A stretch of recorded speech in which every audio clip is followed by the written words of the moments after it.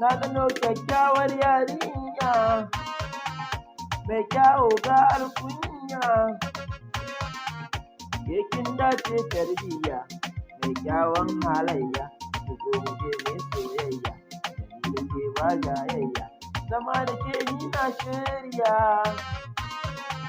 ki zo mu je mu wuce Koriya.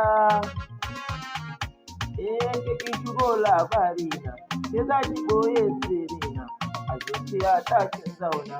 za ki jo ne da dangina, ki zo mu gaida momina, domin ku shaku da ƙanwana. Nan za ki gane ina son ki, a zuciya ta nake yin ki, a rayuwa ina yin ki, san ki ne tafiya ciki, har ya sanya mun naki. Ki zo ki kawo mun ɗauki, ina faɗa miki kece,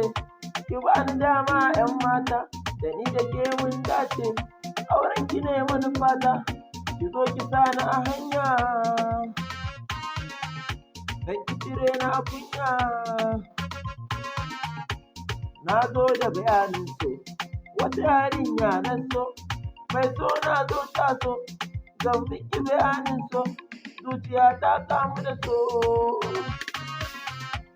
na kamu da ciwon so. Ke ce sarauniyar 'yar gata, sauran ki huta 'yan mata, sarauniyar masarauta ta, hannun ki ɗauki bakanta, na samu kyakkyawa, na yi wa maza rata, shiru ce son kowa, ke za ki ɗebe mun kewa, ina kike ne 'yar baiwa, na samu kyakkyawa, in na yi ado ita ce mai mun ƙawa, na samu kyakkyawa, in na yi amo da taimakon kyakkyawa.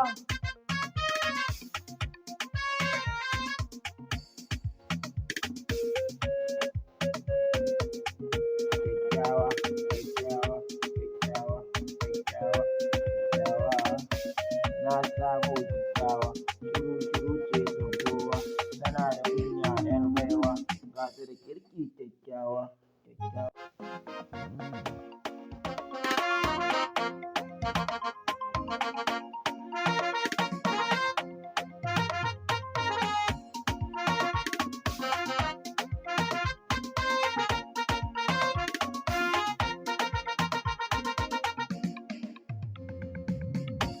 Na gano kyakkyawar yarinya mai kyawu ga alkunya, ke kin dace tarbiyya mai kyawun halayya,